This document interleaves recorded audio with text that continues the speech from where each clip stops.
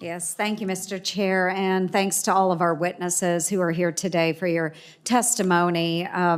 We all know, and as you will witness from a lot of the comments today, that leaving the service is very complex and it can be complicated at times. And I do believe we all need to do our best for our country's best, and that means supporting all transitioning service members to be successful.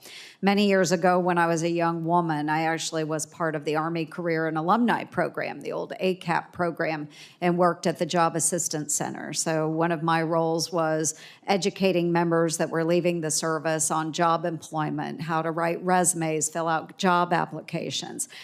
So I truly appreciated and enjoyed the time that I had at Fort Benning working with those service members that were separating, but I know that there is a lot more that we need to do. Part of this, beyond all the employment assistance, part of it is mental health education, resource education. And so, Mr.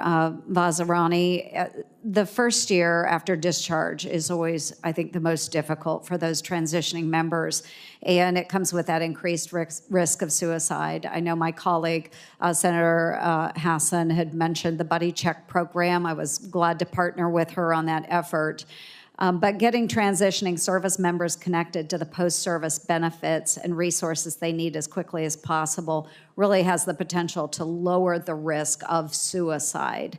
So to what extent does the Transition Assistance Program provide service members other resources, again, beyond the employment and beyond education resources?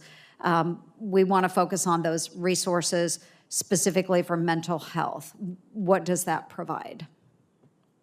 Senator, so through the Transition Assistance Program, and we do also want to ensure that the service member has a successful transition. Mm-hmm. And so through that assessment process, as we look across those different domains, we try and understand where a service member may be at risk, whether it's at risk of homelessness, whether it's at risk because of mental health issues, whether it's risk because of spouse employment. So we try and tailor the program to that service member. I think another area that we've worked very closely through the Joint Executive Council and in our interagency partnership is the benefits at discharge.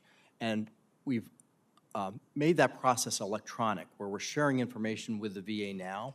A service member now can make that application for benefits between the 180 days and 90 days in advance of separation, so that when they separate, they will have that benefit statement and they'll get that payment early on. And so that's an area that we've been collaborating with the VA, and I'll turn to Mr. Jacobs. Yeah. Certainly.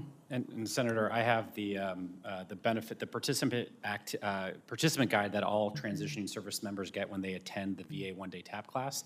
That includes an overview that transitioning service members actually write and try to tailor to their particular needs. It includes opportunities for follow-up. We also have benefits advisors where we can make that warm handoff, and other staff who are there to help with some of the more personal questions that they may not feel comfortable asking in a broader group. Okay, well, I truly appreciate that, because I know back when I was working in that area, there was a lot of work to be done, but I appreciate you closing up that gap. One of the other areas is, of course, on help with filing disability claims. I could go on, but is there a way that those VA contract employees who are teaching that VA curriculum at TAP, are they allowed legally to assist with VA claims? And what would be some resources or ways that we could assist there? Yeah, no, thanks. One of the ways that we're working to provide more assistance to help with the filing of claims is through the upgrades to our TAP 6.0 curriculum, which is going to launch in January. And through that change, we're going to add at the end of every day between 45 and 60 minutes for accredited VSOs as well as state departments of Veterans Affairs to come in and speak directly to transitioning service members and their families.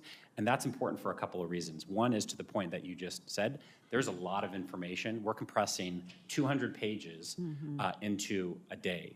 And so there are going to be follow-up questions, and those VSOs and state departments of VA can help in the following days, weeks, and months, either directly or through a warm handoff to us.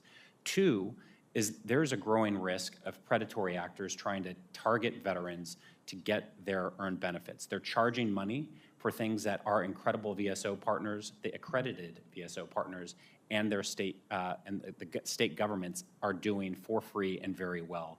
And so by creating that touch point at the end of every TAP class that VA offers, we're creating that warm connection and helping build relationships that hopefully can be helpful later on. I thank you. And to our chairs, thank you so much for the time today. And thank you to our witnesses. Senator Kelly.